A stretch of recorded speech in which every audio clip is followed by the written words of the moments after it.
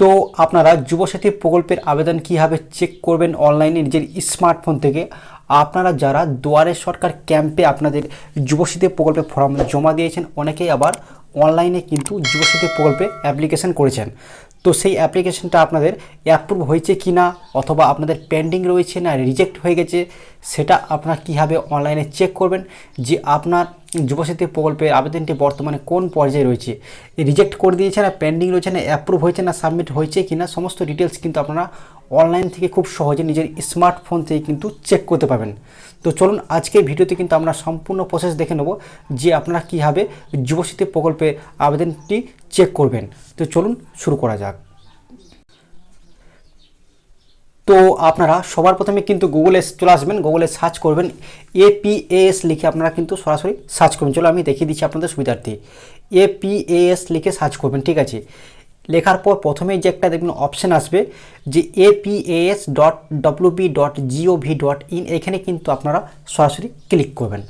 Click করার পর আপনাদের সামনে দেখবেন পরবর্তী ইন্টারফেস কিন্তু খুলে যাবে। দেখুন এরকম ধরনের কিন্তু ইন্টারফেস খুলে যাবে আপনাদের সামনে।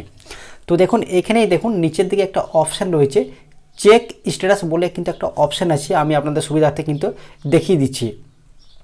তো দেখুন এখানে কিন্তু তিনটি অপশান আছে। প্রথমে দেখুন আছে ডাউনলোড সিস্টেম গাইড থাকবে লেখা, তারপরে আছে অ্যাপ্লাই অনলাইন, আর আপনারা যেখানে আসবেন দেখুন নিচের দিকে দেখুন চেক স্ট্যাটাস, এই চেক স্ট্যাটাসে কিন্তু আপনি ক্লিক করবেন। তো চলুন আমি ক্লিক করে আপনাদেরকে দেখিয়ে দিচ্ছি। দেখুন ক্লিক করেছি, ক্লিক করার পর পেজটা কিন্তু একটা লোড নেবে, লোড নেওয়ার পর এরকম ধরনের কিন্তু ইন্টারফেস আপনাদের সামনে কিন্তু খুলে যাবে, ঠিক আছে। তো দেখুন এখানে দেখুন কী লেখা আছে অ্যাপ্লিক্যান্ট লগ ইন আছে, এখান থেকে কিন্তু আপনারা চেক করতে পারবেন যে আপনার যুবসাথী প্রকল্পে আবেদনটি অ্যাপ্রুভ হয়েছে কি না হয়নি। তো এখানে আপনারা কী লিখবেন দেখুন আমি দেখিয়ে দিচ্ছি। এই জায়গায় কিন্তু দেখুন প্রথমেই কিন্তু লেখা রয়েছে অ্যাপ্লিক্যান্ট লগ ইন, এই লেখাটি কিন্তু থাকবে। তারপরে দেখুন enter your mobile number, enter your mobile number মানে হচ্ছে আপনি যে মোবাইল নাম্বারটি আপনার যুবসাথী প্রকল্পে ফর্মে যেটা দিয়েছেন সেই মোবাইল নাম্বারটি কিন্তু এখানে এন্টার করতে হবে। অর্থাৎ আপনি যে মোবাইল নাম্বারটি দিয়ে কিন্তু আপনি অনলাইনে যদি যুবসাথী প্রকল্পে আবেদন করে থাকেন, তো সেই মোবাইল নাম্বারটা কিন্তু এখানে দিতে হবে। দেওয়ার পর কী করবেন, নিচের দিকে আসুন, দেখবেন একটা ক্যাপচার কোড আছে, এই ক্যাপচার কোডটা কিন্তু আপনারা কত হচ্ছে 14+8 আপনাদের প্রত্যেকে কিন্তু আলাদা আলাদা আসবে। তো আপনাদের একটা একটা অঙ্ক আসবে, অঙ্কটা কিন্তু কত হবে টোটালি 14+8 যে থাকে, তাহলে কিন্তু এক্ষেত্রে কিন্তু 22 হচ্ছে।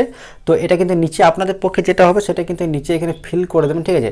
ফিল করার পর নিচে একদম নিচে দেখবেন গেট ওটিপি সিক্রেট পিন, এখানে কিন্তু আপনারা ক্লিক করবেন। গেট ওটিপিতে আপনারা ক্লিক করলে ওই মোবাইল নাম্বারে কিন্তু একটা কি আসবে না ওটিপি আসবে, সেই ওটিপিটা আপনারা এখানে ভেরিফাই করে দেবেন। ভেরিফাই করলে কিন্তু আপনাদের পুরো ডিটেলস কিন্তু আপনাদের সামনে একদম শো হয়ে যাবে যে বর্তমান আপনার যুবসাথী প্রকল্পে আবেদনটি কোন পর্যায়ে রয়েছে, ঠিক আছে। যদি আপনার আবেদনটি যদি অ্যাপ্রুভ হয়ে যায় তাহলে কিন্তু লেখা থাকবে যে ইয়োর অ্যাপ্লিকেশন ইজ অ্যাপ্রুভ, ঠিক আছে, এরকম ধরনের লেখা থাকবে। আর আমি দেখছি অনেকে যারা অনলাইনে আবেদন করেছেন তাদের কিন্তু আসছে যে ইয়োর অ্যাপ্লিকেশন ইজ সাবমিটেড, ঠিক আছে, অ্যাপ্লিকেশন নাম্বারও কিন্তু শো হচ্ছে। আর যারা ক্যাম্পে যারা জমা দিয়েছেন তো তাদের কিন্তু এখন নো ডাটা ফাউন্ড দেখাবে, কারণ ওনাদের তো এখন এন্ট্রি করা হয়নি, কারণ ওনারা তো এখন সব জমা নিয়ে নিচ্ছে। জমা নেওয়ার পর ওনারা কিন্তু যখন ক্যাম্প 26 তারিখের পর যখন ক্যাম্প ওনাদের শেষ হবে, শেষ হওয়ার পর কিন্তু ওনারা ধাপে ধাপে প্রত্যেকটা কিন্তু ফর্ম ওনারা মানে এন্ট্রি করবে। প্রত্যেকটা ফর্ম কিন্তু ওনাদের দুয়ার সরকার ক্যাম্প শেষ হওয়ার পর কিন্তু ওনারা কিন্তু প্রত্যেকটা ফর্ম কিন্তু এন্ট্রি করবে। এন্ট্রি করার পর দেখবেন আপনাদের মোবাইল নাম্বারে কিন্তু একটা করে মেসেজ আসবে, যখনই এন্ট্রি হবে আপনাদের মোবাইল নাম্বারে কিন্তু একটা অ্যাপ্লিকেশন আইডি আসবে, আপনারা অবশ্যই সেভ করে রাখবেন।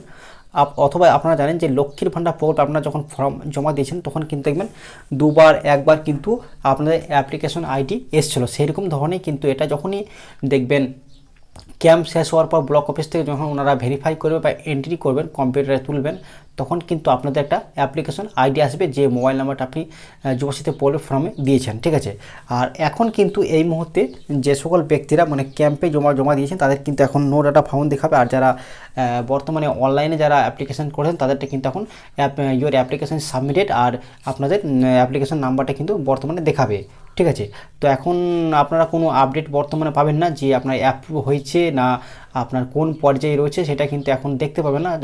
দুয়ারে সরকার ক্যাম্প শেষ হবে, তারপরে মার্চ মাস থেকে কিন্তু আপনাদের প্রক্রিয়াটি কিন্তু চালু হবে, ধাপে ধাপে প্রত্যেকে কিন্তু এন্ট্রি হবে, তখনই কিন্তু আপনারা মোবাইলে মেসেজ পাবেন, ঠিক আছে।